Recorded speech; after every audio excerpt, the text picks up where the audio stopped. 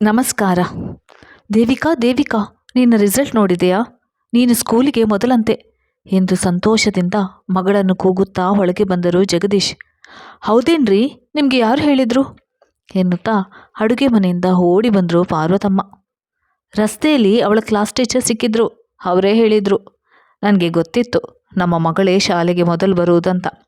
ಅವಳು 1ನೇ ತರಗತಿಯಿಂದಲೂ ಮೊದಲ ಸ್ಥಾನ ಯಾರಿಗೂ ಬಿಟ್ಟುಕೊಟ್ಟಿಲ್ಲ ಎಂದರು ಪಾರ್ವತಮ್ಮ. ಸಾಕು ಸಾಕು, ಮಗಳನ್ನು ಹೊಗಳಿದ್ದು. ಮೊದಲು ದೇವರ ಮುಂದೆ ತುಪ್ಪದ ದೀಪ ಹಚ್ಚಿಟ್ಟು ಬಾ, ಹಾಗೆ ಏನಾದರೂ ಸ್ವೀಟ್ ಮಾಡು ಎಂದರು ಜಗದೀಶ್. ಆಗಲೇ ಸ್ವೀಟ್ ಮಾಡಿಟ್ಟಿರುವೆ ಎಂದ ಹಾಕಿ ದೇವಿ ಎಂದು ಕೂಗುತ್ತಾ ದೇವರ ಮನೆಗೆ ಹೋದರು ಪಾರ್ವತಮ್ಮ. ಅಷ್ಟರಲ್ಲಿ ಹೊರಗೆ ಬಂದ ದೇವಿಕಾ, ಹೌದು ಅಪ್ಪ, ನೆಟ್ ಕನೆಕ್ಟ್ ಆಗದೆ ನಾನು ನೋಡಿರಲಿಲ್ಲ. ಈಗ ತಾನೇ ಹೆಡ್ ಮಾಸ್ಟರ್ ಫೋನ್ ಮಾಡಿ ಹೇಳಿದರು ಎಂದಳು ಮುದ್ದು ಮಗಳು ದೇವಿಕಾ. ಪಾರ್ವತಮ್ಮ ದೇವರಿಗೆ ತುಪ್ಪದ ದೀಪ ಹಚ್ಚಿ ಸ್ವೀಟ್ ತೆಗೆದುಕೊಂಡು ಬಂದು ಗಂಡ ಮಗಳಿಗೆ ತಿನ್ನಿಸಿದರು. ಜೊತೆಗೆ ಅಕ್ಕಪಕ್ಕದ ಮನೆಯವರಿಗೂ ಸಿಹಿ ಹಂಚಿ ಸಂಭ್ರಮಿಸಿದರು. ದೂರದ ಬಂಧು ಬಳಗದವರಿಗೆ, ಸ್ನೇಹಿತರಿಗೆ ಫೋನ್ ಮಾಡಿ ಹೇಳಿದ್ದು ತಮ್ಮ ಮಗಳು ಎಷ್ಟು ಬುದ್ಧಿವಂತಳು ಎಂದು ಹೆಮ್ಮೆಪಟ್ಟರು. ಶಿವಮೊಗ್ಗದಲ್ಲಿ ಕೆಲಸದಲ್ಲಿದ್ದ ಜಗದೀಶ್ ಮತ್ತು ಪಾರ್ವತಮ್ಮ ದಂಪತಿಗಳಿಗೆ ಒಬ್ಬಳೆ ಮಗಳು ದೇವಿಕಾ. ಮದುವೆಯಾಗಿ 5 ವರ್ಷಗಳ ನಂತರ ಹುಟ್ಟಿದವಳು. ಕಂಡ ದೇವರಿಗೆ ಹರಕೆ ಹೊತ್ತು ಹುಟ್ಟಿದ ಮಗಳು ಇವಳು. ಊರಿನಲ್ಲೂ 2 ಮನೆಯ ಅಜ್ಜಿ ತಾತಂದರಿಗೆ ಮುದ್ದಿನ ರಾಜ್ಕುಮಾರಿ. ಓದಿನಲ್ಲಿ ತುಂಬ ಜಾಣೆ. ಮೊದಲಿನಿಂದಲೂ ತರಗತಿಯಲ್ಲಿ ಮೊದಲ ಸ್ಥಾನವನ್ನು ಯಾರಿಗೂ ಬಿಟ್ಟು ಕೊಡ್ತಿರ್ಲಿಲ್ಲ. ಜೊತೆಗೆ ಬುದ್ಧಿವಂತೆ, ರೂಪವಂತೆ, ಅಲ್ಲದೆ ಸ್ವಲ್ಪ ಹಠಮಾರಿ ಕೂಡ. ಈಗ 10ನೇ ತರಗತಿಯಲ್ಲಿ ಸ್ಕೂಲಿಗೆ ಮೊದಲು ಬಂದಿದ್ದರಿಂದ ಇನ್ನಷ್ಟು ಅಹಂಕಾರ. ನಾನು ಬ್ಯಾಂಗ್ಳೂರಿನಲ್ಲೇ ಕಾಲೇಜ್ ಓದ್ತೇನೆ ಎಂದು ಹಠ ಮಾಡಿ ಹಾಸ್ಟೆಲ್ಗೆ ಸೇರಿದಳು. ಊರಿನ ಮನೆಯಲ್ಲಿ ಸಂಪ್ರದಾಯಸ್ಥರು. ಎಲ್ಲ ಥರದ ಡ್ರೆಸ್ಗಳನ್ನು ಹಾಕುವ ಹಾಗಿರಲಿಲ್ಲ. ಹೇರ್ ಕಟ್ ಮಾಡಿಕೊಂಡು ಮಾಡರ್ನ್ ಡ್ರೆಸ್ ಹಾಕ್ಕೊಂಡು ಓಡಾಡಬಹುದೆಂದು ಅವಳ ಹಾಸ್ಟೆಲ್ಗೆ ಸೇರಿಕೊಂಡಳು. ಮೊದಲಿನಿಂದಲೂ ಅವಳ ಯೋಚನೆಗಳೆಲ್ಲ ಮಾಡರ್ನ್ ಆಗಿತ್ತು. ಅವಳಿಗೆ ಸ್ನೇಹಿತರ ಜೊತೆ ಹೋಟೆಲ್, ಸಿನಿಮಾ ಎಂದು ತಿರುಗುವುದು ಬಲು ಇಷ್ಟ. ಮನೆಯಲ್ಲಿ ಇದಕ್ಕೆಲ್ಲ ಅವಕಾಶವಿರಲಿಲ್ಲ. ದೇವಿಕಕ್ಕೆ ಗಂಡು ಹೆಣ್ಣು ಭೇದವಿರಲಿಲ್ಲ. ಅವಳ ಸ್ನೇಹಿತರಲ್ಲಿ ಹುಡುಗರೂ ಇದ್ದರು. ಸಂಪ್ರದಾಯಸ್ಥರಾದ ತಂದೆ ತಾಯಿ ಹುಡುಗರ ಜೊತೆಗೆ ಸೇರಲು ಬಿಡ್ತಿರ್ಲಿಲ್ಲ. ಸ್ಕೂಲಿನಿಂದ ಪಿಕ್ನಿಕ್ ಹೋಗಬೇಕಾದ್ರೆ ಹೆಣ್ಣು ಮಕ್ಕಳಿದ್ರೆ ಮಾತ್ರ ಕಳಿಸ್ತಿದ್ರು. ಅದಕ್ಕೆ ಬ್ಯಾಂಗ್ಳೂರಿನ ಕಾಲೇಜ್ಗೆ ಸೇರಿದರೆ ತನ್ನಿಷ್ಟದಂತೆ ಇರಬಹುದು ಎನ್ನುವ ಆಶಯ ದೇವಿಕಳದು. ಮೊದಲು ಮನೆಯಲ್ಲಿ ಒಪ್ಪದಿದ್ದರೂ ಸ್ಕೂಲ್ ಟೀಚರ್ಸ್ ದೇವಿಕಾ ತುಂಬ ಚೆನ್ನಾಗಿ ಹೊತ್ತಾಳೆ. ಬ್ಯಾಂಗ್ಳೂರಿನಲ್ಲಿ ಒಳ್ಳೊಳ್ಳೆಯ ಕಾಲೇಜ್ಗಳಿವೆ, ಸೇರಿಸಿ ಎಂದು ಮತ್ತೆ ಹೇಳಿದಾಗ ಒಪ್ಪಿಕೊಂಡರು. ಅಂತೂ ತನ್ನಿಷ್ಟದಂತೆ ದೇವಿಕಳಿಗೆ ಬ್ಯಾಂಗ್ಳೂರು ಕಾಲೇಜಿನಲ್ಲಿ ಸೀಟ್ ಸಿಕ್ಕಿತು. ಹಾಸ್ಟೆಲ್ ಕೂಡ ಸಿಕ್ಕಿತ್ತು. ಬೆಂಗಳೂರಿನಲ್ಲಿ ಹೊಸ ವಿದ್ಯಾರ್ಥಿ ಜೀವನ ಶುರು ಮಾಡಿದ್ಲು ದೇವಿಕಾಗೆ ಬ್ಯಾಂಗ್ಳೂರಿಗೆ ಬಂದಿದ್ದು ಲಂಗು ಲಗಾಮಿಲ್ಲದಂತಾಯಿತು. ಊರಿನಲ್ಲಿ ರಾತ್ರಿ ಬೇಗ ಮಲಗಬೇಕು, ಬೆಳಿಗ್ಗೆ ಬೇಗ ಹೇಳಬೇಕು. ಹೆಚ್ಚು ಹೊತ್ತು ಮೊಬೈಲ್ ಹಿಡಿದ್ರೆ ಬೈತಿದ್ರು. ಆದರೆ ಇಲ್ಲಿ ಯಾರ ಭಯವೂ ಇರಲಿಲ್ಲ. ವೀಕೆಂಡ್ಸ್ ಫ್ರೆಂಡ್ ಜೊತೆ ಸುತ್ತಾಟ, ಸಿನಿಮಾ, ಹೋಟೆಲ್ ಎಂದು ಹೋಗತೊಡಗಿದಳು. ಎಷ್ಟೋ ಸಲ ಯಾರಾದರೂ ಬರ್ತ್ಡೇ ಇರುವಾಗ ಹುಡುಗರು ಹುಡುಗಿಯರು ಎಲ್ಲ ಸೇರಿ ರಿಸಾರ್ಟ್ಗೆ ಹೋಗಿ ಪಾರ್ಟಿ ಮಾಡಿ ಬರ್ತಿದ್ರು. ಪಾರ್ಟಿಗೆಲ್ಲ ಮಾಡರ್ನ್ ಡ್ರೆಸ್ ಹಾಕ್ಕೊಂಡು ಹೋಗ್ತಿದ್ರು. ಅಪ್ಪ ಅಮ್ಮನಿಗೆ ತಿಳಿಯದಂತೆ ನೋಡಿಕೊಳ್ತಿದ್ರು. ಊರಿನಿಂದ ಇವಳ ಜೊತೆ ಬಂದಿದ್ದ ಇನ್ನಿಬ್ಬರು ಹುಡುಗಿಯರು ಇವಳ ಹಾಗೆ ಓಡಾಡ್ತಿರ್ಲಿಲ್ಲ. ಒಂದು ದಿನ ಅವಳ ಜೊತೆಗೆ ಬಂದ ರೂಪ, ದೇವಿಕಾ, ಇದೆಲ್ಲ ನಮಗೆ ಬೇಡ ಕಣೆ, ನಾವು ಓದಲು ಬಂದವರು, ಚೆನ್ನಾಗಿ ಓದೋಣ ಎಂದು ಹೇಳಿದ್ಲು. ನಾನು ಓದ್ತಿಲ್ವೇ? ಇಲ್ಲೋ ಮೊದಲ ಸ್ಥಾನ, ಯಾರಿಗೂ ಬಿಟ್ಟು ಕೊಟ್ಟಿಲ್ಲ. ನೀವು ಹಳ್ಳಿಗುಗ್ಗುಗಳು, ನಿಮಗೆ ಏನೂ ತಿಳಿಯೋದಿಲ್ಲ. ಈಗಿನ ಜನ್ರೇಷನ್ಗೆ ತಕ್ಕಂತೆ ಇರಬೇಕು ಎಂದು ಅವಳಿಗೆ ಬೈದಳು ದೇವಿಕಾ ಎಷ್ಟೇ ವಿಧವಾಗಿ ಡ್ರೆಸ್ ಮಾಡಲಿ, ಓಡಾಡಲಿ, ಓದಿನಲ್ಲಿ ಮಾತ್ರ ಯಾವಾಗಲೂ ಮುಂದಿದ್ಲು. ಹಾಗೆ PUC ಮುಗಿಯಿತು. ನಂಬರ್ 1 ಕಾಲೇಜಿನಲ್ಲಿ ಇಂಜಿನಿಯರಿಂಗ್ ಸೀಟ್ ಸಿಕ್ಕಿತ್ತು. ಆಗ ಊರಿನಿಂದ ಬಂದ ರೂಪ, ದೀಪ ಇಬ್ಬರು ಪದವಿ ಕಾಲೇಜಿಗೆ ಸೇರಿದ್ದರಿಂದ ಇವಳಿಂದ ದೂರವಾದರು. ಮೊದಲು ಆ ಇಬ್ಬರು ಗೆಳತಿಯರು ಮನೆಯಲ್ಲಿ ಹೇಳಿದ್ರೆ ಎಂದು ಸ್ವಲ್ಪ ಭಯವಿತ್ತು. ಈಗ ಅವರು ಇಲ್ಲದೇ ಇದ್ದರಿಂದ ಇವಳ ಓಡಾಟಕ್ಕೆ ರೆಕ್ಕೆ ಬಂದಂತಾಯಿತು. ಹೆಚ್ಚಾಗಿ ಹುಡುಗರ ಸ್ನೇಹವನ್ನೇ ಮಾಡಿದ್ಲು. ಮನದ ತುಂಬ ಆಧುನಿಕತೆ ಮೈಗೂಡಿಸಿಕೊಂಡು ಅಮೆರಿಕ ಸಂಸ್ಕೃತಿ ಇಷ್ಟಪಡುತ್ತಾ ಅಲ್ಲೇ ನೆಲೆಸುವ ಕನಸು ಕಾಣುತ್ತಲೇ ಇಂಜಿನಿಯರಿಂಗ್ ಮುಗಿಸಿದ್ಲು. US MS ಮಾಡಲು ಸೀಟ್ ಸಿಕ್ಕಿತ್ತು. ಮನೆಯಲ್ಲಿ ಬೇಡ ಎಂದರೂ ಹಠ ಮಾಡಿದ್ರಿಂದ ಅವಳ ಮುಂದಿನ ಓದಿಗೆ ಜಗದೀಶ್ ಸಾಲ ಮಾಡಿ USಗೆ ಕಳಿಸಿದ್ರು. ಬ್ಯಾಂಗ್ಳೂರಿನಲ್ಲಿ ತನ್ನೊಂದಿಗೆ ಓದಿದ್ದ ಇನ್ನೂ ಇಬ್ಬರು ಹುಡುಗಿಯರ ಜೊತೆ ಸೇರಿ USಗೆ ಬಂದಳು. ಓದುತ್ತಲೇ ಪಾರ್ಟ್ ಟೈಮ್ ಕೆಲಸ ಮಾಡತೊಡಗಿದಳು. ಓದು ಮುಗಿದು ಕೆಲಸವೂ ಸಿಕ್ಕಿತ್ತು. ಸಾಲ ತೀರಿಸುವ ತನಕ ಅಲ್ಲೇ ನೆಲೆಸುವುದು ಅನಿವಾರ್ಯವಾಗಿತ್ತು. ಇಂಡಿಯಾದಿಂದ ಬಂದಿದ್ದ ಜೀವನ್ ಎಂಬ ಯುವಕನ ಪರಿಚಯ ಆಯಿತು. ಇಬ್ಬರ ಮನೋಭಾವ ಒಂದೇ ಆಗಿತ್ತು. ಇಬ್ಬರಿಗೂ ಮದುವೆ ಇಷ್ಟವಿರಲಿಲ್ಲ. ಒಮ್ಮೆ ಅವನ ಬಳಿ, ಜೀವನ್, ನನಗಂತೂ ಇಂಡಿಯಾದ ತರಹ ಮದುವೆಯಾಗಿ ಸಾಯುವ ತನಕ ಜೊತೆಗಿರುವ ಕಾನ್ಸೆಪ್ಟ್ ಇಷ್ಟವಿಲ್ಲ ಎಂದಳು. ಹೌದು ದೇವಿ, ನನಗೂ ಆ ಥರ ಇರುವುದು ಇಷ್ಟವಿಲ್ಲ ಎಂದು ಅವನೂ ಹೇಳಿದ್ದ. ಇಬ್ಬರ ಪರಿಚಯ ಪ್ರೇಮಕ್ಕೆ ತಿರುಗಿತು. ವೀಕೆಂಡ್ನಲ್ಲಿ ಜೊತೆಯಲ್ಲಿ ಎಲ್ಲ ಕಡೆ ಸುತ್ತುತ್ತಿದ್ದರು. ಇಬ್ಬರು ಓಡಾಡದ ಸ್ಥಳವಿಲ್ಲ. ಇಬ್ಬರ ಯೋಚನೆಗಳು ಒಂದೇ ರೀತಿಯಲ್ಲಿತ್ತು. ಒಂದು ದಿನ ದೇವಿಕಾ, ಜೀವೋ, ನನಗೆ ನಿನ್ನನ್ನು ಬಿಟ್ಟು ಇರಲು ಕಷ್ಟ, ನಾವು ಲಿವಿಂಗ್ ಟುಗೆದರ್ ತರಹ ಇರೋನ್ವಾ ಎಂದು ಕೇಳಿದ್ಲು. ದೇವಿ, ನಾನೇ ಹೇಳುವನಂತಿದ್ದೆ. ನಾನಂತೂ ನಿನ್ನಿಂದ ಹುಚ್ಚನಾಗಿರುವೆ. ಇಬ್ಬರು ಒಂದೇ ಮನೆಯಲ್ಲಿ ವಾಸಿಸೋಣ, ಎಲ್ಲ ಖರ್ಚುಗಳನ್ನು ಶೇರ್ ಮಾಡಿಕೊಳ್ಳೋಣ ಎಂದ. ಖರ್ಚು ವೆಚ್ಚ ಮಾತ್ರವಲ್ಲ, ಕೆಲಸವನ್ನು ಶೇರ್ ಮಾಡಬೇಕು ಎಂದಳು ನಗುತ್ತಾ ದೇವಿಕಾ. ಡನ್, ನೀನೇ ನನ್ನ ಫ್ಲ್ಯಾಟ್ಗೆ ಬಂದುಬಿಡು ಎಂದ ಜೀವನ್. ಅದಕ್ಕೆ ಒಪ್ಪಿದ ದೇವಿಕಾ ಮುಂದಿನ ವಾರ ಇಬ್ಬರು ಸೇರಿ ಅವಳ ಫ್ಲ್ಯಾಟ್ ಖಾಲಿ ಮಾಡಿದ್ರು. ಜೀವನ್ ಫ್ಲ್ಯಾಟ್ಗೆ ಶಿಫ್ಟ್ ಆದಳು. ಮನೆಯಲ್ಲಿ ಮದುವೆಗೆ ಪ್ರಯತ್ನ ಮಾಡಿದರೆ ನಾನು ಈಗಲೇ ಮದುವೆ ಆಗೋಲ್ಲ ಅಂತ ಹಠ ಮಾಡಿದ್ಲು. ಕಾಣದ ದೂರದ ದೇಶದಲ್ಲಿ ಎಷ್ಟು ದಿನ ಒಂಟಿಯಾಗಿ ಇರ್ತೀಯಾ? ಇಂಡಿಯಾಗೆ ಬಂದು ಬಿಡು, ನಮಗೂ ಇನ್ಯಾರು ಇದ್ದಾರೆ ಎಂದು ಪರಿಪರಿಯಾಗಿ ಕೇಳಿದ್ರು. ಇನ್ನು ಸ್ವಲ್ಪ ದಿನ ನಾನು ಇಲ್ಲೇ ಇರ್ತೀನಿ ಎಂದು ಹಠ ಮಾಡಿದ್ಲು. ದೇವಿಕಾ ಜೀವನ್ ಜೊತೆ ಒಂದೇ ಮನೆಯಲ್ಲಿ ವಾಸಿಸುತ್ತಿರುವುದಾಗಿ ಮನೆಯವರಿಗೆ ಹೇಳದೆ ಇಂಡಿಯಾದವರೇ ಒಬ್ಬರು ಫ್ರೆಂಡ್ ಆಗಿದ್ದಾರೆ, ಇಬ್ಬರು ಸೇರಿ ಮನೆ ಮಾಡಿದ್ದೇವೆ, ನಾವು ಅಡುಗೆ ಮಾಡಿಕೊಂಡು ಊಟ ಮಾಡ್ತಿದ್ದೇವೆ, ನೀವೇನು ಯೋಚಿಸಬೇಡಿ ಎಂದಳು. ಫ್ರೆಂಡ್ ಎಂದರೆ ಯಾರೋ ಹುಡುಗಿ ಎಂದು ಅಪ್ಪ ಅಮ್ಮ ಅಂದುಕೊಂಡ್ರು. ಜೀವನ್ ಜೊತೆ ಜಗಳ, ಕಿತ್ತಾಟ, ಹುಸಿ ಮುನಿಸು, ಮತ್ತೆ ಒಂದಾಗುವುದು ಹೀಗೆ ಮಾಡುತ್ತಾ ಸುಖ ಸಂತೋಷವಾಗಿದ್ಲು. ಒಮ್ಮೆ ರಜೆಗೆಂದು ಊರಿಗೆ ಬಂದಿದ್ದಾಗ, ನಿಂಗೆ ಅಲ್ಲೇ ಇರೋದು ಇಷ್ಟವಾದರೆ ಸರಿ, ಅಲ್ಲಿ ಇರುವ ಹುಡುಗನನ್ನೇ ನೋಡ್ತೀವಿ, ಮದುವೆ ಮಾಡಿಕೊಂಡು ಹೋಗು ಎಂದು ತಂದೆ ಜಗದೀಶ್ ಅವಳನ್ನು ಮದುವೆಯಾಗುವಂತೆ ಬಲವಂತ ಮಾಡಿದ್ರು. ಆಗೋದಿಲ್ಲ, ನಾನು ಜೀವನನ್ನು ಪ್ರೀತಿಸ್ತಿದ್ದೇನೆ, ನಾವಿಬ್ಬರು ಲಿವಿಂಗ್ ಟುಗೆದರ್ ಆಗಿ ಜೊತೆಗೆ ಇದ್ದೇವೆ ಎಂದಳು ದೇವಿಕಾ. ನಾಚಿಕೆಟ್ಟವಳೆ, ಮದುವೆಯಾಗದೆ ಒಂದು ಹುಡುಗನ ಜೊತೆ ಇದ್ದೀಯಾ? ನಮ್ಮ ಮನೆ ಮರ್ಯಾದೆ ಹರಾಜು ಹಾಕ್ತೀಯಾ ಎಂದು ಜಗದೀಶ್ ಬೈದರು.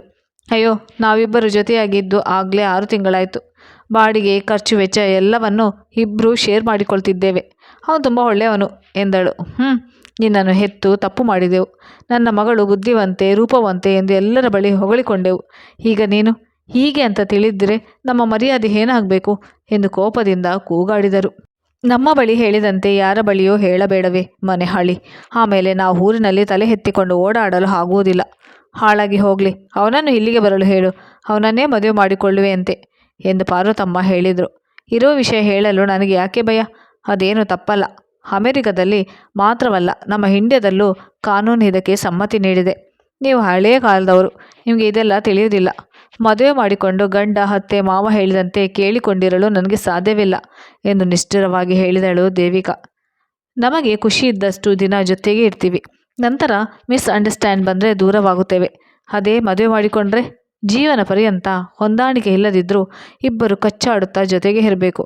ಇದು ನನ್ನಿಂದ ಸಾಧ್ಯವೇ ಇಲ್ಲ ಎಂದಳು. ನೀನು ನಮ್ಮ ಮಗಳೇ ಅಲ್ಲ, ಹೊರಟು ಹೋಗು, ನಮ್ಮ ಮಾನ ತೆಗೆಯಲು ಹುಟ್ಟಿದ್ಯಾ ಎಂದು ಜಗದೀಶ್ ಬೈದರು. ಅಮ್ಮ ಬಾಮ್ಮ ಅಂತ ಕಣ್ಣೀರು ಹಾಕಿದರೆ ಬಂದೆ, ಇಲ್ಲ ಅಂದರೆ ಇಲ್ಲಿಗೆ ಬರ್ತಲೇ ಇರಲಿಲ್ಲ. ನನಗೆ ಈ ದೇಶ ಇಷ್ಟವಿಲ್ಲ, ಇಲ್ಲಿ ವ್ಯವಸ್ಥೆ ಸರಿಯಾಗಿಲ್ಲ, ನಾನು ಇನ್ನು ಬರುವುದೇ ಇಲ್ಲ ಎಂದು ಕೂಗಾಡಿದಳು. ಮರುದಿನವೇ ಬ್ಯಾಂಗ್ಳೂರಿಗೆ ಬಂದು ಫ್ರೆಂಡ್ಸಿಗೆ ಹೇಳಿ ಸರ್ವಿಸ್ ಅಪಾರ್ಟ್ಮೆಂಟ್ನಲ್ಲಿ 15 ದಿನವಿದ್ದು ಕಾಲೇಜ್ನಲ್ಲಿ ಓದುವಾಗಿದ್ದ ಹಳೆಯ ಫ್ರೆಂಡ್ಸ್ಗಳನ್ನೆಲ್ಲ ಭೇಟಿಯಾಗಿ ಅವರುಗಳ ಜೊತೆ ಇಂಡಿಯಾದ ಕೆಲವು ಪ್ರವಾಸಿ ಸ್ಥಳಗಳನ್ನು ಭೇಟಿ ನೀಡಿದ್ಲು. ಪಬ್, ಬಾರ್ ಎಂದು ಸುತ್ತಾಡಿಕೊಂಡು ರಿಸಾರ್ಟ್, ಪಾರ್ಟಿ ಎಂದೆಲ್ಲ ಮೋಜು ಮಾಡಿದ್ಲು. ಒಮ್ಮೆಯೂ ಮನೆಗೆ ಫೋನ್ ಮಾಡಲಿಲ್ಲ. ಫೋನ್ ಮಾಡಿದರೆ ಮದುವೆ ಆಗು ಎಂದು ಕಣ್ಣೀರು ಹಾಕಿ ತಲೆ ಕೆಡಿಸ್ತಾರೆ ಎಂದು ವಾಪಸ್ ಅಮೇರಿಕಕ್ಕೆ ಹೊರಟು ಹೋದಳು. ಹಾಗೆ 2 ವರ್ಷ ಕಳೆಯಿತು. ದೇವಿಕಾ ಮನೆಗೆ ಎಲ್ಲೋ 1-2 ಬಾರಿ ಫೋನ್ ಮಾಡಿದ್ಲು. ತಂದೆ ಜಗದೀಶ್ ಮಾತನಾಡಲೇ ಇಲ್ಲ. ತಾಯಿ ಮಾತ್ರ ಒಮ್ಮೆ, ಇನ್ನೂ ಅವನ ಜೊತೆ ಇದೆಯಾ ಎಂದು ಅದೇ ವಿಷಯ ಕೇಳಿದ್ರು. ಹೌದು ಎಂದಳು. ಯಾವ ಜಾತಿಯಾದರೂ ಪರವಾಗಿಲ್ಲ, ಅವನನ್ನೇ ಮದುವೆಯಾಗಿಬಿಡು. ಮದುವೆಯಾಗದೆ ಹಾಗೆ ಜೊತೆಗಿರುವುದು ನಮ್ಮ ಸಂಪ್ರದಾಯವಲ್ಲ. ಎಲ್ಲೋ ಮದುವೆ ಆಗಿದೆಯಾ ಅಂತ ಮನಸ್ಸಿಗೆ ನೆಮ್ಮದಿ ತಂದುಕೊಂಡು ನಿರಾಳವಾಗಿ ಇರುತ್ತೇವೆ ಎಂದು ಪರಿಪರಿಯಾಗಿ ಕೇಳಿದ್ರು. ಛೇ, ಅದಕ್ಕೆ ನಿಮಗೆ ಫೋನ್ ಮಾಡಲು ಬೇಸರ. ನನ್ನ ಬಗ್ಗೆ ವಿಚಾರಿಸುವುದಿಲ್ಲ, ಬರೀ ಬುದ್ಧಿವಾದ ಹೇಳ್ತೀರಾ. ನಿನ್ನ ಮಗಳು ಎಷ್ಟು ದೊಡ್ಡ ಹುದ್ದೆಯಲ್ಲಿ ಇದ್ದೀನಿ, ಎಷ್ಟು ಸಂಬಳ ಬರ್ತದೆ, ಆದರೆ ಅದರ ಬಗ್ಗೆ ನಿಮಗೆ ಹೆಮ್ಮೆಯೇ ಇಲ್ಲ ಎನ್ನುತ್ತಾ ಫೋನ್ ಕಟ್ ಮಾಡಿದ್ಲು. ಜೀವನ್ ಮನೆಯಲ್ಲೂ ಇಂಡಿಯಾಕ್ಕೆ ವಾಪಸ್ ಬಂದು ಮದುವೆಯಾಗು ಎಂದು ಬಲವಂತ ಮಾಡತೊಡಗಿದರು. ಅದಕ್ಕೆ ಸರಿಯಾಗಿ ಅವನಿಗೂ ವಿದೇಶದ ಜಾಬ್ ಕಾಂಟ್ರಾಕ್ಟ್ ಮುಗಿಯಿತು. ಬೇರೆ ಕೆಲಸಕ್ಕೆ ಎಲ್ಲೆಲ್ಲೋ ಪ್ರಯತ್ನಿಸಿದ, ಕೆಲಸ ಸಿಗಲಿಲ್ಲ. ಅವನಿಗೆ ಏಕೋ ವಿದೇಶಿ ಜೀವನ ಬೇಸರವಾಗತೊಡಗಿತು. ಊರಿನಲ್ಲಿ ಬೇಕಾದಷ್ಟು ಆಸ್ತಿ ಪಾಸ್ತಿ ಇರುವಾಗ ಇಲ್ಲಿ ಯಾಕೆ ಒದ್ದಾಡಬೇಕು ಎಂದು ಇಂಡಿಯಾಕ್ಕೆ ವಾಪಸ್ ಹೋಗಲು ನಿರ್ಧರಿಸಿದ. ದೇವಿ, ನನಗೆ ಕಾಂಟ್ರಾಕ್ಟ್ ಮುಗಿಯಿತು. ಬೇರೆ ಕೆಲಸ ಸಿಗ್ತಿಲ್ಲ. ಹುಡುಕಲು ಬೇಸರ. ನಾನು ಇಂಡಿಯಾಕ್ಕೆ ವಾಪಸ್ ಹೋಗ್ತೀನಿ. ನಿನ್ನನ್ನು ಬಿಟ್ಟು ಇರಲು ನನಗೆ ಕಷ್ಟ. ಅದರಿಂದ ನಾವಿಬ್ಬರೂ ಮದುವೆ ಆಗೋಣ ಎಂದ. ನೋ ನೋ, ನನಗೆ ಮದುವೆ ಆಗಲು ಇಷ್ಟವಿಲ್ಲ. ನಾನು ಸದ್ಯಕ್ಕೆ ಇಂಡಿಯಾಕ್ಕೆ ಬರುವುದಿಲ್ಲ.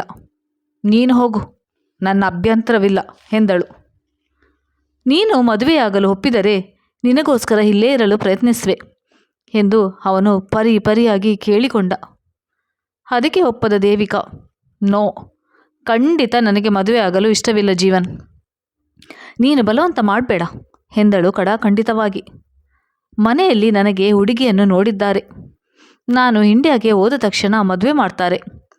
ನೀನೇ ಬಂದು ಬಿಡು ಪ್ಲೀಸ್. ಬೇಕು ಎನಿಸಿದರೆ ಮದುವೆಯಾಗಿ ವಾಪಸ್ ಇಲ್ಲಿಗೆ ಬರೋಣ ಎಂದು ಗೋಗರೆದ.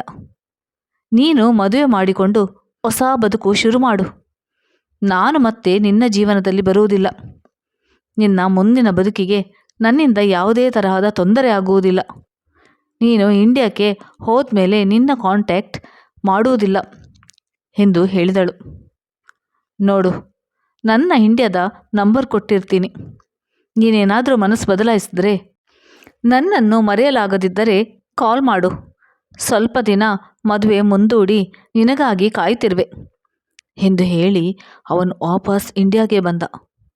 ದೇವಿಕಾ ಅಮೇರಿಕದಲ್ಲಿ ಒಂಟಿಯಾಗಿಯೇ ಇದ್ಲು. ಇನ್ಯಾರ ಜೊತೆಗೆ ಇರಲು ಮನಸ್ಸು ಬರಲಿಲ್ಲ. ಅವನು ಕೊಟ್ಟ ನಂಬರನ್ನು ಎಲ್ಲೋ ಬಿಸಾಡಿದ್ಲು. ಸಿಲ್ಲಿ ಈ ಜೀವನ್. ಅವನನ್ನು ಮರೆಯಲು ಆಗದಿದ್ದರೆ ಫೋನ್ ಮಾಡು ಎನ್ನುತ್ತಾನೆ. ಒಳ್ಳೆ ಪಾರ್ಟ್ನರ್ ಆಗಿದೆ. ಹಾಗಂತ ಅವನಿಗೆ ಸಿಟ್ಟು, ಹಠ ಎಲ್ಲವೂ ನನ್ನಂತೆ ಇತ್ತು. ತಮ್ಮಿಬ್ಬರ ನಡುವೆ ಜಗಳ, ವಾಗ್ವಾದ ಎಲ್ಲವೂ ಇತ್ತಲ್ವ.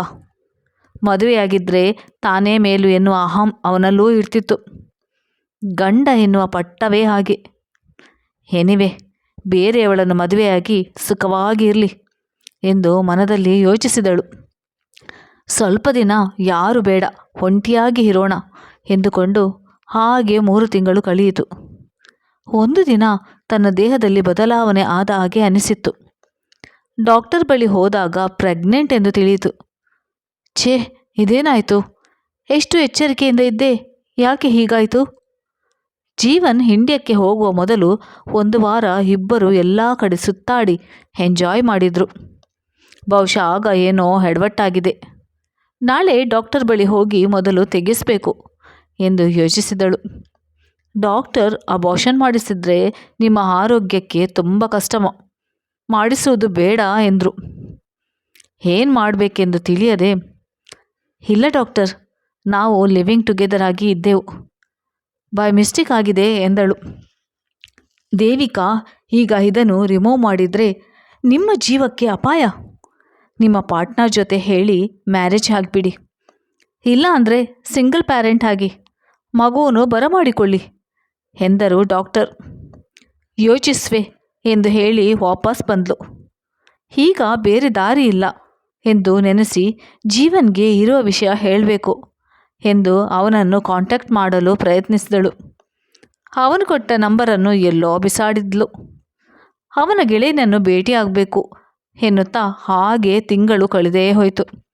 ನಂತರ ಕಷ್ಟಪಟ್ಟು ಅವನ ಗೆಳೆಯನನ್ನು ಹುಡುಕಿದ್ಲು. ಅವನಿಗೆ ಇವರ ವಿಷಯ ತಿಳಿದಿತ್ತು.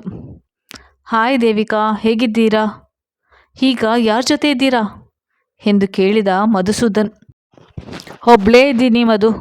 ಏಕೋ ಜೀವನ್ ಇಂಡಿಯಾಗೆ ಹೋದ್ಮೇಲೆ ಯಾರ ಫ್ರೆಂಡ್ಶಿಪ್ ಬೇಡ ಎನಿಸಿತು ಎಂದು ಹೇಳಿ ಜೀವನ್ ಬಗ್ಗೆ ಕೇಳಿದ್ಲು. ಜೀವನ್ ಇಲ್ಲಿಂದ ಹೋದ 2 ತಿಂಗಳಲ್ಲೇ ಮದುವೆಯಾದ ಎಂದು ವಾಟ್ಸಪ್ನಲ್ಲಿ ಕಳಿಸಿದ ಇನ್ವಿಟೇಷನ್ ತೋರಿಸಿದ. ಓ ಹೌದಾ ಎಂದು ವಾಪಸ್ ಬಂದು ತಾನಿನ್ನು ಜೀವನ್ ಬದುಕಿನಲ್ಲಿ ಪ್ರವೇಶಿಸಬಾರ್ದು, ಒಂಟಿಯಾಗಿಯೇ ಮಗುವನ್ನು ಸಾಕಬೇಕು ಎಂದು ನಿರ್ಧರಿಸಿದಳು ದೇವಿಕಾ. ವಿಧಿ ಇಲ್ಲದೆ ತಾಯಿ ತಂದೆಗೆ ವಿಷಯ ತಿಳಿಸಿದಳು.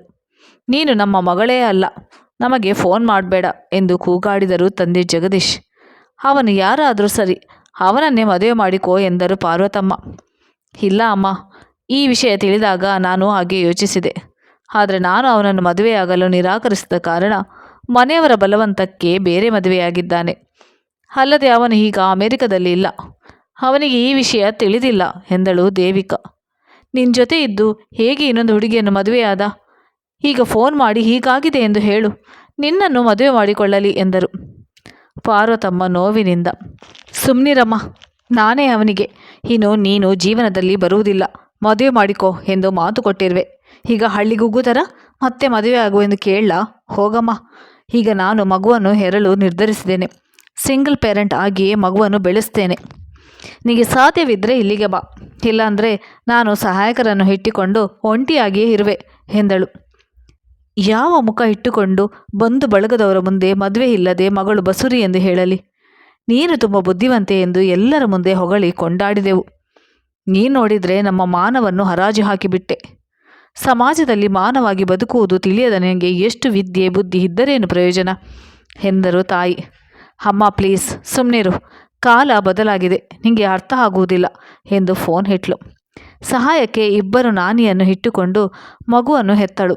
ಮನಸ್ಸು ತಡೆಯದೆ ಪಾರ್ವತಮ್ಮ ಮಾತ್ರ ಬಂದು 6 ತಿಂಗಳು ಬಂದು ಮಗಳ ಜೊತೆಗಿದ್ದರು. ಊರಿನಲ್ಲಿ ದೇವಿಕಾ ಅಲ್ಲೇ ಮದುವೆಯಾಗಿದ್ದಾಳೆ ಎಂದು ಸುಳ್ಳು ಹೇಳಿದರು.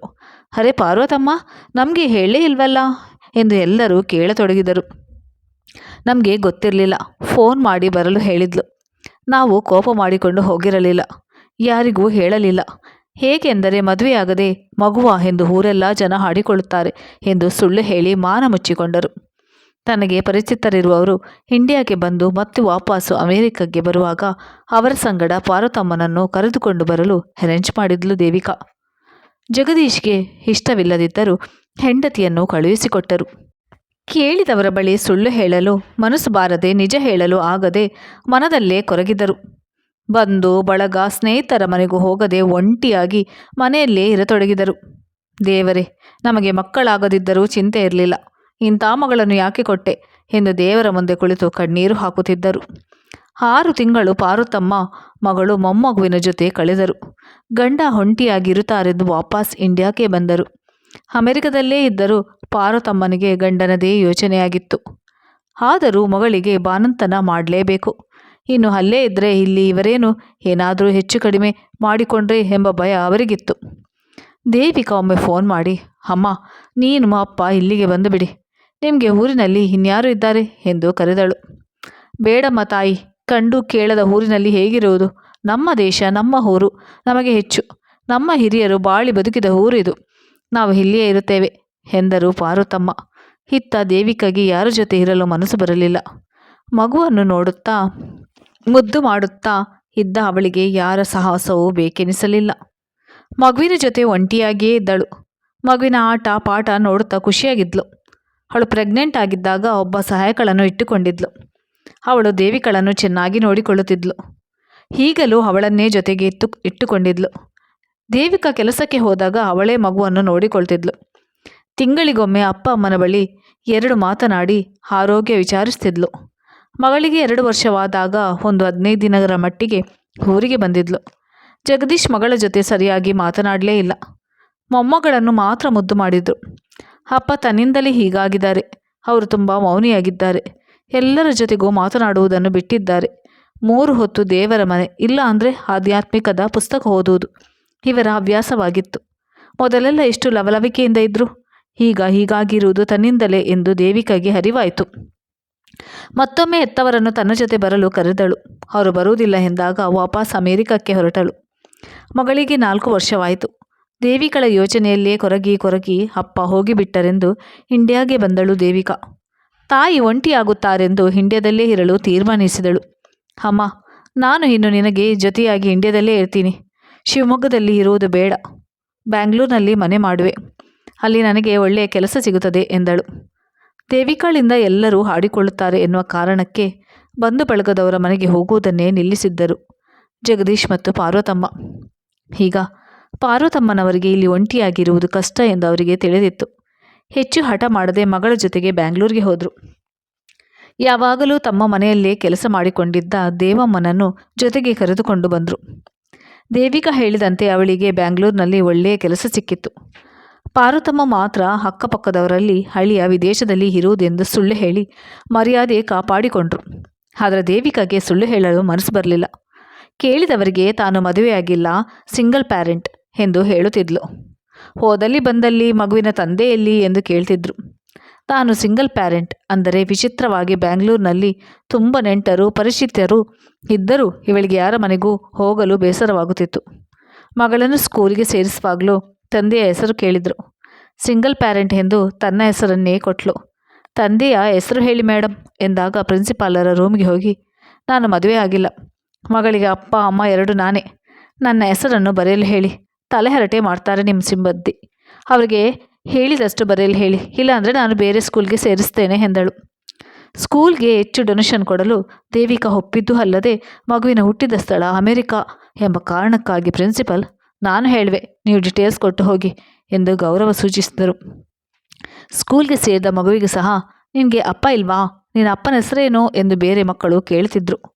ಮಗಳು ಮನೆಗೆ ಬಂದು, ನನ್ನ ಅಪ್ಪ ಯಾರು, ನನಗೆ ಯಾಕೆ ಅಪ್ಪ ಇಲ್ಲ, ಎಲ್ರಿಗೂ ಅಪ್ಪ ಇದ್ದಾರೆ, ನನಗೆ ಯಾಕೆ ಇಲ್ಲ ಎಂದು ಕೇಳಿದ್ಲು. ದೇವಿಕಾ ಕೋಪದಿಂದ, ಅಪ್ಪ ಅಪ್ಪ ಎಲ್ಲಿ ಹೋದರೂ ಅಪ್ಪನ ಹೆಸರು ಮೊದಲು ಕೇಳ್ತಾರೆ, ಅದಕ್ಕೆ ನನಗೆ ಈ ಇಂಡಿಯಾ ಇಷ್ಟವಿಲ್ಲ ಎಂದು ಕೂಗಾಡಿದ್ಲು. ಸರಿ ಮಮ್ಮಿ, ನನಗೆ ಅವರನ್ನು ತೋರಿಸಬೇಡಿ, ಆದರೆ ಹೆಸರು ಹೇಳಿ ಸಾಕು, ಎಲ್ಲರೂ ತಮ್ಮ ಹೆಸರಿನ ಮುಂದೆ ಅಪ್ಪನ ಹೆಸರು ಸೇರಿಸಿದ್ದಾರೆ, ನನ್ನ ಹೆಸರು ಮಾತ್ರ ಸ್ವೀಟಿ ಅಷ್ಟೇನಾ ಎಂದು ಕೇಳಿದ್ಲು. ಮಗಳು ಅಪ್ಪನ ಹೆಸರೇನು ಎಂದು ಪದೇ ಪದೇ ಕೇಳಿದಾಗ ದೇವಿಕಳಿಗೆ ತಾನು ಮಾಡಿದ ತಪ್ಪಿನ ಅರಿವಾಯಿತು. ನಿಧಾನಕ್ಕೆ ಅಕ್ಕಪಕ್ಕದ ಜನ 2 ವರ್ಷವಾಯಿತು, ನಿಮ್ಮ ಹಳಿಯ ಒಂದು ಸಲ ಬರಲೇ ಇಲ್ಲ ಎಂದು ಕೇಳಲು ಆರಂಭಿಸಿದ್ರು. ಜೊತೆಗೆ ಗುಸುಗುಸು ಮಾತನಾಡುತ್ತಿದ್ದರು. ಇದರಿಂದ ಪಾರ್ವತಮ್ಮನವರಿಗೆ ಅವಮಾನವಾಗಿ ಇಲ್ಲೋ ಮನೆಯಿಂದ ಹೊರಗೆ ಹೋಗದೆ ಒಳಗೆ ಇರತೊಡಗಿ ಮನದಲ್ಲೇ ಕೊರಗತೊಡಗಿದರು. ನೋಡು, ನಿನ್ನ ಕೆಟ್ಟ ನಿರ್ಧಾರದಿಂದ ಎಷ್ಟೊಂದು ಅವಾಂತರಗಳು. ನಮ್ಮ ಸುತ್ತಮುತ್ತಲಿನ ಸಮಾಜ ಇರುವಂತೆ ನಾವು ಇರಬೇಕು, ಬೇರೇನು ಮಾಡ್ತೀವಿ ಅಂತ ಹೋದರೆ ಸಾಕಷ್ಟು ಅವಮಾನ ಪಡಬೇಕು. ನಿನ್ನ ಹೆತ್ತ ತಪ್ಪಿಗೆ ನಿಮ್ಮಪ್ಪ ಕೊರಗಿ ಸತ್ರು, ನೀನೇ ಬುದ್ಧಿವಂತಳು ಎಂದು ಎತ್ತವರಿಗೆ ಎಷ್ಟು ನೋವು ಕೊಟ್ಟೆ. ಅವರನ್ನು ಕಾಂಟ್ಯಾಕ್ಟ್ ಮಾಡಿ ನಿಜ ವಿಷಯ ಹೇಳಿ ಮಗುವಿಗೆ ಅಪ್ಪನನ್ನು ತೋರಿಸು ಎಂದು ಪಾರ್ವತಮ್ಮ ಮಗಳಿಗೆ ತಿಳಿ ಹೇಳಿದರು. ನೋ, ಅದು ಸಾಧ್ಯವಿಲ್ಲ, ಅವನ ಬದುಕನ್ನು ಹಾಳು ಮಾಡುವುದಿಲ್ಲ ಎಂದಳು.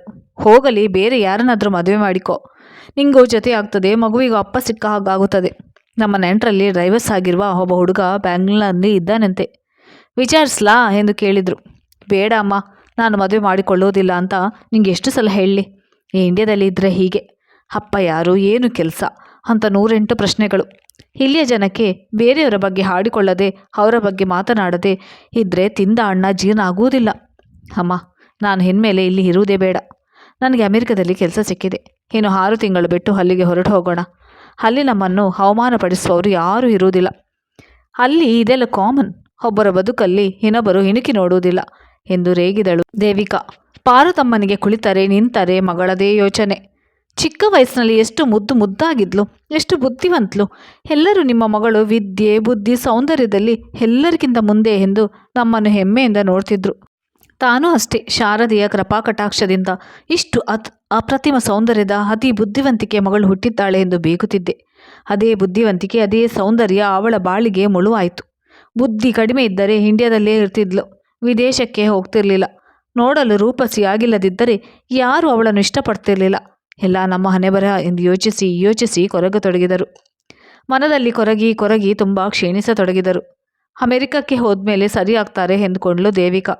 ಆದರೆ ಅಮೆರಿಕಕ್ಕೆ ಹೋಗುವ ಮೊದಲೇ ಪಾರ್ವತಮ್ಮನವರು ಇದ್ದಕ್ಕಿದ್ದಂತೆ ಈ ಲೋಕ ಬಿಟ್ಟು ಹೋದಾಗ ದೇವಿಕಾ ಅಕ್ಷರಾಂಶ ಒಂಟಿಯಾದ್ಲು. ಅಮ್ಮನ ಕಾರ್ಯಗಳನ್ನು ಮುಗಿಸಿದ ಶಿವಮೊಗ್ಗಕ್ಕೆ ಬಂದ ದೇವಿಕಾ ಇದ್ದ ತಮ್ಮ ಪೂರ್ವಿಕರ ಆಸ್ತಿಯಲ್ಲಿ ಒಂದು ಚಿಕ್ಕ ಮನೆಯನ್ನು ಬಿಟ್ಟು ಉಳಿದೆಲ್ಲವನ್ನು ಮಾರಿದಳು. ಚಿಕ್ಕಂದಿನಿಂದಲೂ ಇವರ ಮನೆಯಲ್ಲಿ ಇದ್ದ ದೇವಮ್ಮನಿಗೆ ಆ ಚಿಕ್ಕ ಮನೆಯನ್ನು ಕೊಟ್ಲು. ತಾನು ಬ್ಯಾಂಗ್ಳೂರಿನಲ್ಲಿ ಇರುವವರೆಗೆ ತನ್ನ ಜೊತೆ ಇರು, ನಂತರ ವಾಪಸ್ ಬಂದು ಶಿವಮೊಗ್ಗದ ಈ ಮನೆಯಲ್ಲೇ ಇರು ಎಂದು ದೇವಮ್ಮನಿಗೆ ಹೇಳಿದ್ಲು.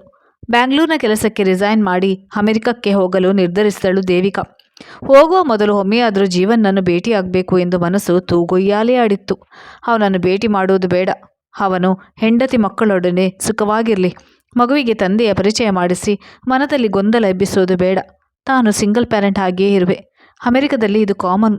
ಮಗಳು ಸ್ವಲ್ಪ ದೊಡ್ಡವಳಾದ ಮೇಲೆ ಹೇಳಿದರಾಯಿತು ಎಂದುಕೊಂಡಳು. ಅಂದು ಭಾನುವಾರ. ಮಗಳು ಹಾಗೂ ಸಹಾಯಕಿಗೆಂದು ಜೊತೆಗಿದ್ದ ದೇವಮ್ಮನ ಜೊತೆಗೆ ಮಾಲ್ಗೆ ಬಂದಿದ್ಲು ದೇವಿಕಾ. ಆಗ ಅಚಾನಕ್ಕಾಗಿ ಜೀವನ್ ಭೇಟಿಯಾದ. ಅವನು ದೇವಿಕಳನ್ನು ನೋಡಿ ಹರ್ಷದಿಂದ, ಹಾಯ್ ದೇವಿ, ಸರ್ಪ್ರೈಸ್, ಯಾವಾಗ ವಾಪಸ್ ಬಂದೆ ಇಂಡಿಯಾಗೆ ಎಂದು ಕೇಳಿದ ಜೀವನ್. ಆಗಲೇ 2 ವರ್ಷ ಆಯಿತು, ಮತ್ತು ಮುಂದಿನ ತಿಂಗಳು ತಿರುಗಿ ಅಮೆರಿಕಕ್ಕೆ ವಾಪಸ್ ಹೋಗ್ತೇನೆ ಎಂದು ನಿಧಾನವಾಗಿ ಹೇಳಿದ್ಲು ದೇವಿಕಾ. ಓ, ನಿನ್ನ ಭೇಟಿಯಾಗದೆ 6-7 ವರ್ಷವಾಯಿತು. ಇನ್ನು ಹಾಗೇ ಇದೆಯಾ, ಸೋ ಬ್ಯೂಟಿಫುಲ್ ಎನ್ನುತ್ತಾ ಅವಳನ್ನು ಮೆಚ್ಚುಗೆಯಿಂದ ನೋಡಿದ ಜೀವನ್. ಮಮ್ಮಿ ಐಸ್ ಕ್ರೀಮ್ ಎಂದು ಕೈ ಹಿಡಿದು ಎಳೆದ ಮಗಳಿಗೆ ಅಜ್ಜಿ ಕೊಡಿಸ್ತಾರೆ ಹೋಗು ಎಂದು ತನ್ನ ಜೊತೆ ಸಹಾಯಕ್ಕಿದ್ದ ದೇವಮ್ಮನಿಗೆ ಐಸ್ ಕ್ರೀಮ್ ಕೊಡಿಸು, ಅಷ್ಟರಲ್ಲಿ ಬರ್ತೇನೆ ಎಂದು ಕಳಿಸಿದಳು. ಮಗಳ ಹಾಯ್ ಸ್ವೀಟಿ ಎಂದು ಮಗುವಿನ ಗಲ್ಲ ಹಿಡಿದು ಹೇಳಿದ. ಮಗು ಕೂಡ ಹಾಯ್ ಎಂದು ಅಜ್ಜಿ ಜೊತೆ ಐಸ್ ಕ್ರೀಮ್ ತಿನ್ನಲು ಓಡಿದ್ಲು. ಹೇಳು ದೇವಿ, ಮತ್ತೇನು ಸಮಾಚಾರ? ಯಾವಾಗ ಮದುವೆ ಮಾಡಿಕೊಂಡೆ? ಇಷ್ಟು ದೊಡ್ಡ ಮಗಳಿದ್ದಾಳೆ, ಎಲ್ಲಿ ಮಗುವಿನ ಅಪ್ಪ ಎಂದು ಕೇಳಿದ ಜೀವನ್. ಮನದಲ್ಲೇ ನೀನೇ ಕಣೋ ಅವಳಪ್ಪ ಎಂದುಕೊಂಡರೂ ಬಾಯಿ ಬಿಟ್ಟು ಹೇಳದೆ ಮಾತು ಬದಲಾಯಿಸಿದ. ಇರೋ ಮಾರಾಯ, ನೀನಿನ್ನೂ ಬದಲಾಗಿಲ್ಲ, ಒಂದೇ ಸಲ 1000 ಪ್ರಶ್ನೆ ಕೇಳುವುದನ್ನು ನಿಲ್ಲಿಸಿಲ್ಲ ಎಂದಳು ದೇವಿಕಾ. ಅಷ್ಟರಲ್ಲಿ ಆ ಕಡೆಯಿಂದ ಜೀವನ್ ಹೆಂಡತಿ 5 ವರ್ಷದ ಮಗನ ಕೈ ಹಿಡಿದು, ರೀ ಇಲ್ಲಿದ್ದೀರಾ ನೋಡಿ, ಚಿನ್ನುಗೆ ಟಾಯ್ಸ್ ಬೇಕಂತೆ ಎಂದಳು. ಪಲ್ಲವಿ, ನಾನು ಅಮೆರಿಕದಲ್ಲಿದ್ದಾಗ ದೇವಿಕಾ ಅಂತ ಒಬ್ಬರು ಫ್ರೆಂಡ್ ಇದ್ರು ಎಂದು ಹೇಳಿದ್ನಲ್ಲ, ಇವಳೇ ದೇವಿಕಾ ಎಂದ ಜೀವನ್. ದೇವಿಕಾ, ಇವಳು ನನ್ನ ವೈಫ್ ಪಲ್ಲವಿ, ಇವನು ನಮ್ಮ ರಾಜ್ಕುಮಾರ, ಇಲ್ಲಿ ಒಳಗಡೆ ರಾಜ್ಕುಮಾರಿ ಆಚೆ ಬರಲು ಕಾಯ್ತಿದ್ದಾಳೆ ಎಂದು ಹೆಂಡತಿಯ ಹೊಟ್ಟೆ ಮುಟ್ಟಿ ತೋರಿಸಿದ. ನೀನು ಸ್ವಲ್ಪವೂ ಬದಲಾಗಿಲ್ಲ, ತಮಾಷೆಯಾಗಿ ಮಾತನಾಡ್ತಾ ಹಾಗೇ ಇದೆಯಾ ಎಂದಳು ದೇವಿಕಾ. ಹಾಯ್ ಪಲ್ಲವಿ, ಹಾಯ್ ಚಿನ್ನು ಎಂದು ಮಗುವಿನ ಕೆನ್ನೆ ನೆವರಿಸಿದಳು ದೇವಿಕಾ. ಪಲ್ಲವಿ ದೇವಿಕಳನ್ನು ನೋಡಿ ಮುಖ ಸಿಂಡರಿಸಿದ್ದನ್ನು ಸೂಕ್ಷ್ಮವಾಗಿ ಗಮನಿಸಿದ ದೇವಿಕಾ, ಸರಿ ಮತ್ತೆ ಸಿಗೋಣ ಎಂದಳು. ಹೋ, ಎಷ್ಟು ವರ್ಷಗಳ ನಂತರ ಸಿಕ್ಕಿದೆಯಾ, ಹೊರಟೇ ಬಿಟ್ಟಿಯಾ? ಸ್ವಲ್ಪ ಹೊತ್ತು ಇರು, ನಿನ್ನ ಬಳಿ ತುಂಬ ಮಾತನಾಡಬೇಕು ಎಂದ ಜೀವನ್. ಪಲ್ಲವಿ ಅವನನ್ನು ದುರ್ಗಟ್ಟಿ ನೋಡಿದ್ದನ್ನು ಗಮನಿಸಿದ ದೇವಿಕಾ, ಸಾರಿ ಜೀವನ್, ನಾವು ಅಮೆರಿಕಕ್ಕೆ ಹೋಗಲು ಹೆಚ್ಚು ಸಮಯವಿಲ್ಲ, ಬಹಳಷ್ಟು ಕೆಲಸ ಇದೆ, ಇನ್ನೊಮ್ಮೆ ಸಿಗೋಣ ಎಂದಳು. ನಿನ್ನ ಫೋನ್ ನಂಬರ್ ಕೊಡು ದೇವಿ, ಇದರಲ್ಲಿ ನನ್ನ ಫೋನ್ ನಂಬರ್ ಹಾಗೂ ವಿಳಾಸವಿದೆ. ಅಮೆರಿಕಕ್ಕೆ ಹೋಗೋ ಮೊದಲು ನೀವು ಕುಟುಂಬ ಸಮೇತ ನಮ್ಮನೆಗೆ ಬರಬೇಕು ಎನ್ನುತ್ತಾ ತನ್ನ ವಿಸಿಟಿಂಗ್ ಕಾರ್ಡ್ ಕೊಟ್ಟ. ಫೋನ್ ನಂಬರ್ ಮೆಸೇಜ್ ಮಾಡುವೆ, ಸರಿ ಕಣೋ, ಇಷ್ಟು ಹೊತ್ತಾದರೂ ನಾನು ಹೋಗಲಿಲ್ಲ ಅಂದರೆ ಮಗಳು ಐಸ್ ಕ್ರೀಮ್ ಅಂಗಡಿಯನ್ನೇ ಖಾಲಿ ಮಾಡ್ತಾಳೆ ಎನ್ನುತ್ತಾ ಮತ್ತೊಮ್ಮೆ ಇಬ್ಬರಿಗೂ ಬಾಯ್ ಹೇಳಿ ಅಲ್ಲಿಂದ ಹೊರಟಲು Devika. Jeans pant, sleeveless kurta ತೊಟ್ಟ ದೇವಿಕಾ ಇನ್ನೂ ಪುಟ್ಟ ಹುಡುಗಿಯಂತೆ ಹೋಗುತ್ತಿದ್ದ ಅವಳನ್ನೇ ಮೆಚ್ಚುಗೆಯಿಂದ ನೋಡುತ್ತಿದ್ದ ಜೀವನನ್ನು ಪಲ್ಲವಿ ಎಚ್ಚರಿಸಿ ಕರೆದುಕೊಂಡು ಹೋದಳು. ರಾತ್ರಿ ಮಲಗಿದಾಗ ವಿಸಿಟಿಂಗ್ ಕಾರ್ಡ್ ಕೈಯಲ್ಲಿ ಹಿಡಿದು ಯೋಚಿಸತೊಡಗಿದಳು. ಇನ್ನೊಂದು ತಿಂಗಳಲ್ಲಿ ವಾಪಸ್ ಅಮೆರಿಕಕ್ಕೆ ಹೋಗುತ್ತೇನೆ, ಮತ್ತೆಂದು ಇಂಡಿಯಾಕ್ಕೆ ಬರುವುದಿಲ್ಲ, ಇನ್ನೊಮ್ಮೆ ಜೀವನ್ನ ಭೇಟಿ ಮಾಡ್ಲಾ, ನನ್ನ ಮನದ ನೋವನ್ನೆಲ್ಲ ಹಂಚಿಕೊಳ್ಳ, ಏನು ಮಾಡಲಿ? ಜೀವನ್ ಮಗುವಿನ ಅಪ್ಪ ಎಲ್ಲಿ ಎಂದು ಕೇಳಿದಾಗ, ನೀನೇ ಕಣೋ ಅವಳಪ್ಪ, ಜೀವು ಇವಳು ನಿನ್ನ ಮಗಳೇ ಕಣೋ ಎಂದು ಮನದಲ್ಲೇ ಹೇಳಿದ್ದೇನೆ ಹೊರತು ಬಹಿರಂಗವಾಗಿ ಹೇಳಿ ಅವನ ಜೀವನದಲ್ಲಿ ಬಿರುಗಾಳಿ ಹೇಳಬಾರದೆಂದು ಹೆದರಲ್ಲಿ ಏನೂ ಹೇಳದೆ ಮೌನವಾದೆ. ಸುಳ್ಳಿ ಹೇಳಲು ಅವಕಾಶ ಆಗದಂತೆ ಸದ್ಯ ಅವನ ಹೆಂಡತಿ ಮಧ್ಯೆ ಬಂದಳು. ಇಲ್ಲ, ಖಂಡಿತ ನಾನು ಅವನನ್ನು ಭೇಟಿಯಾಗಬಾರ್ದು, ಅವನ ಎದುರಿಗೆ ಸುಳ್ಳಾಡಲು ಮನಸ್ಸು ಬರುವುದಿಲ್ಲ. ನಾನು ಬೇರೆ ಯಾರನ್ನೂ ಮದುವೆಯಾಗಿ ಗಂಡ ಮಗಳ ಜೊತೆ ಸುಖವಾಗಿದ್ದೀನಿ ಎಂದು ಅವನು ಈಗ ಅಂದುಕೊಂಡ ಹಾಗೆ ಇರಲಿ, ಅದೇ ಸರಿ. ಇದು ನನ್ನ ಸ್ವಯಂಕೃತ ಅಪರಾಧ, ನಾನೇ ತಪ್ಪು ಮಾಡಿದ್ದು. ದೇವಿ, ಇದೆಲ್ಲ ಈಗ ಮಾತ್ರ ಚೆಂದ, ಯಾವಾಗಲೂ ಹೀಗಿರಲು ಸಾಧ್ಯವಿಲ್ಲ. ನಾವು ತಪ್ಪು ಮಾಡುತ್ತಿದ್ದೇವೆ ಅನಿಸ್ತಿದೆ. ನಮ್ಮ ಸಂಸಾರ, ಕುಟುಂಬ, ಮಕ್ಕಳು, ಮರಿ ಅಂತ ಇರಬೇಕು. ಹೇಗಿದ್ದರೂ 2 ವರ್ಷಗಳಿಂದ ಜೊತೆಗೆ ಇದ್ದೀವಿ, ಒಬ್ಬರನ್ನೊಬ್ಬರು ಅರ್ಥ ಮಾಡಿಕೊಂಡಿದ್ದೇವೆ. ನಮ್ಮಿಬ್ಬರ ಮನೆಯಲ್ಲಿ ಜಾತಿ ಬೇರೆ ಎಂದು ಗಲಾಟೆ ಮಾಡಿದರೂ ನಾವು ನಮ್ಮ ಮನೆಯವರನ್ನು ಒಪ್ಪಿಸಿ ಇಬ್ಬರು ಮದುವೆಯಾಗಿ ಬಿಡೋಣ ಎಂದು ಜೀವು ಎಷ್ಟು ತಿಳಿ ಹೇಳಿದ. ನಾನೇ ಹಠ ಮಾಡಿದೆ, ಮದುವೆ ಬೇಡವೇ ಬೇಡ ಎಂದೆ. ಮದುವೆ ಮಾಡಿಕೊಂಡು ಆಮೇಲೆ ನನ್ನ ಮೇಲೆ ದರ್ಬಾರ್ ಮಾಡೋಣ ಅಂತ ಅಲ್ವಾ ನಿನ್ನ ಉದ್ದೇಶ? ಮದುವೆಯಾದ ಮೇಲೆ ಗಂಡ ಅನ್ನುವ ಅಹಂ ಬಂದೇ ಬಿಡುತ್ತದೆ, ಈಗಿನ ಥರ ಇರುವುದಿಲ್ಲ. ಇದಕ್ಕೆ ನನಗೆ ಮದುವೆ ಇಷ್ಟವಿಲ್ಲ ಎಂದು ನಿರಾಕರಿಸಿದೆ. ಅವನ ಮಾತು ಕೇಳದೆ ನಾನು ತಪ್ಪು ಮಾಡಿದೆ. ಇಂಡಿಯಾ ಸಂಸ್ಕೃತಿಯನ್ನು ಹಳಿದೆ, ಇಂಡಿಯಾ ಪುರುಷ ಪ್ರಧಾನ ಸಮಾಜ ನನಗೆ ಇಷ್ಟವಿಲ್ಲ ಎಂದು ಇಂಡಿಯಾವನ್ನು ಮತ್ತು ನಮ್ಮ ಸಂಸ್ಕೃತಿಯನ್ನು ಹಳಿದೆ. ಜೀವು ನನ್ನನ್ನು ಬಿಟ್ಟು ಹೋದರೆ ಹೋಗಲಿ, ಇನ್ನಾರನ್ನಾದರೂ ಇಷ್ಟವಾದರೆ ಅವರ ಜೊತೆ ಇರೋಣ ಇವನೊಬ್ಬನೇನಾ ಅಂದುಕೊಂಡೆ. ಆದರೆ ಅವನು ವಾಪಸ್ ಇಂಡಿಯಾಗೆ ಬಂದ ಮೇಲೆ ನನಗೆ ಅವನ ಬೆಲೆ ಗೊತ್ತಾಯಿತು. ಅವನನ್ನು ಮರೆಯಲಾಗದೆ ಹಗಲು ರಾತ್ರಿ ಅವನ ನೆನಪು ಬಿಡದೆ ಕಾಡಿದರೂ ಫೋನ್ ಮಾಡಲು ಅಹಂ ಅಡ್ಡ ಬಂದಿತ್ತು. ಎಷ್ಟು ತಿಂಗಳಾದರೂ ನಾನು ಫೋನ್ ಮಾಡದೇ ಇದ್ದಿದ್ದರಿಂದ ಜೀವು ಬೇರೆ ಮದುವೆಯಾದ. ಇದರಲ್ಲಿ ಅವನ ತಪ್ಪು ಏನೂ ಇಲ್ಲ. ಇದು ನನ್ನ ಸ್ವಯಂಕೃತ ಅಪರಾಧ, ಅದಕ್ಕೆ ಶಿಕ್ಷೆ ನನಗೆ ಮಾತ್ರವೇ ಇರಲಿ. ಸತ್ಯ ಆಚೆ ಬರಬಾರ್ದು, ಅದು ನನ್ನಲ್ಲೇ ಹುದುಗಿ ಹೋಗಲಿ. ಅವನ ಕುಟುಂಬದವರು ಸುಖವಾಗಿರಲಿ ಎಂದು ಗಟ್ಟಿ ಮನಸ್ಸು ಮಾಡಿದಳು. 1 ತಿಂಗಳು ಇಲ್ಲೇ ಇದ್ದರೆ ಅವನು ಮತ್ತೆ ಸಿಗ್ಬೋದು, ಇಲ್ಲ ಅಂದರೆ ನನ್ನ ಮನಸ್ಸು ಬದಲಾಗಬಹುದು ಎಂದುಕೊಂಡು ದೇವಮ್ಮನಿಗೆ, ದೇವಮ್ಮ, ನಿನಗೆ ತೀರ್ಥಕ್ಷೇತ್ರಗಳನ್ನು ನೋಡುವ ಆಸೆ ಇತ್ತಲ್ಲ, ನಡಿ, ಎಲ್ಲೆಲ್ಲಿ ಹೋಗಬೇಕು ಹೇಳು, ನಾನು ವಿದೇಶಕ್ಕೆ ಹೋದರೆ ಇನ್ನೆಂದೂ ಇಂಡಿಯಾಗೆ ಬರುವುದಿಲ್ಲ ಎಂದವಳೆ ಮರುದಿನ ದೇವಮ್ಮ ಹಾಗೂ ಮಗಳನ್ನು ಕರೆದುಕೊಂಡು ಉತ್ತರ ಭಾರತ ಪ್ರವಾಸ ಹೊರಟಳು. ದೇವಿಗಳನ್ನು ಕಂಡು ಜೀವನ್ಗೆ ತುಂಬ ಖುಷಿಯಾಗಿತ್ತು. ಹಳೆಯದನ್ನೆಲ್ಲ ನೆನಪಾಯಿತು. ಅವನು ಅವಳನ್ನು ಮರೆತೇ ಇರಲಿಲ್ಲ. ಇಂಡಿಯಾಗೆ ಬಂದವನಿಗೆ ತಕ್ಷಣ ಒಳ್ಳೆಯ ಕೆಲಸವೂ ಸಿಕ್ಕಿತ್ತು. ಮದುವೆ ಬೇಡ ಎಂದರೂ ಹಾಸಿಗೆ ಹಿಡಿದ ಅಜ್ಜನ ಬಲವಂತಕ್ಕೆ ಒಪ್ಪಬೇಕಾಯಿತು. 6-7 ಹುಡುಗಿಯರನ್ನು ಸೆಲೆಕ್ಟ್ ಮಾಡಿದ್ರು ಅವನ ಅಪ್ಪ ಅಮ್ಮ. ಜೀವು, ಈ ಹುಡುಗಿಯರೆಲ್ಲ ನಿನಗೆ ಯಾರು ಇಷ್ಟ? ಅವಳನ್ನೇ ಮದುವೆ ಮಾಡೋಣ. ಆದರೆ ಇವರೆಲ್ಲರ ಜಾತಕಗಳು ಚೆನ್ನಾಗಿ ಹೊಂದುತ್ತವೆ. ಎಲ್ಲರೂ ನಿನಗೆ ಸರಿ ಜೋಡಿ.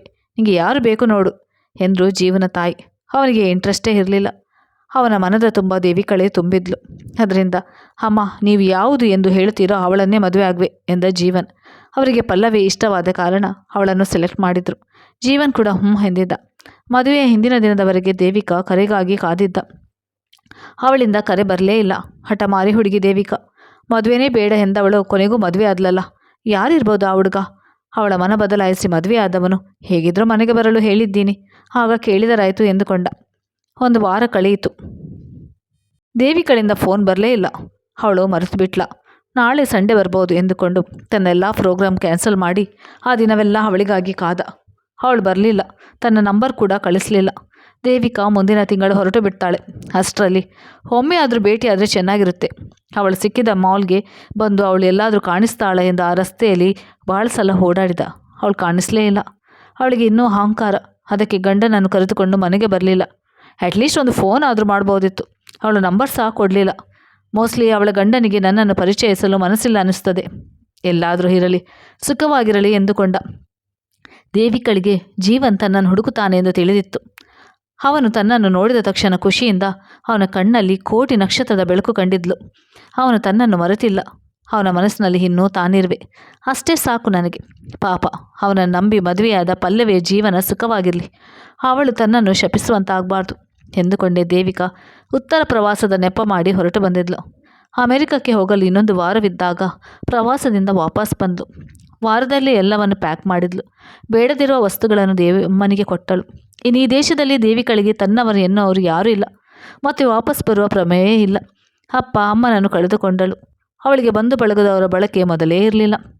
ಈಗ ಒಬ್ಬಳೆ ಮಗಳನ್ನು ಜೊತೆಗೆ ಕರೆದುಕೊಂಡು ವಾಪಸ್ ಹೊರಟಿದ್ದಳು. ಏರ್ಪೋರ್ಟಿಗೆ ಬಂದು ಇಂಡಿಯಾಗೆ ಗುಡ್ ಬೈ ಹೇಳಿದ್ಲು. ಇನ್ನು ನಾಳೆಯಿಂದ ನನ್ನ ಹೊಸ ಜೀವನ, ನನ್ನ ಮಗಳು, ಕೆಲಸ ಅಷ್ಟೇ ನನ್ನ ಬದುಕು ಎಂದು ಕಣ್ಣಲ್ಲಿ ನೀರು ಹಾಕಿದ್ಲು. ಅಪ್ಪ ಅಮ್ಮನನ್ನು ಮಾತು ಕೇಳದೆ ಹಠ ಮಾಡಿದ್ಲು. ಅವರಿಗೆ ನೋವು ಕೊಟ್ಟಿದ್ದಕ್ಕೆ ತನಗೆ ಈ ಶಿಕ್ಷೆ ಸರಿಯಾಗೇ ಇದೆ ಎಂದುಕೊಂಡಳು. ತಾನು ಎಷ್ಟು ವಿದ್ಯಾವಂತೆ, ಬುದ್ಧಿವಂತಳಾದರೂ ಮಾಡಿದ ತಪ್ಪಿನಿಂದ ತನ್ನ ಬದುಕು ತಪ್ಪಿದ ತಾಳವಾಯಿತು ಎಂದುಕೊಂಡು ಫ್ಲೈಟ್ ಹತ್ತಲು ಮಗಳೊಂದಿಗೆ ಓಡಿದ್ಲು. ಧನ್ಯವಾದಗಳು ಸ್ನೇಹಿತರೆ, ನನ್ನ ಕತೆ ಕೇಳಿದ್ದಕ್ಕಾಗಿ.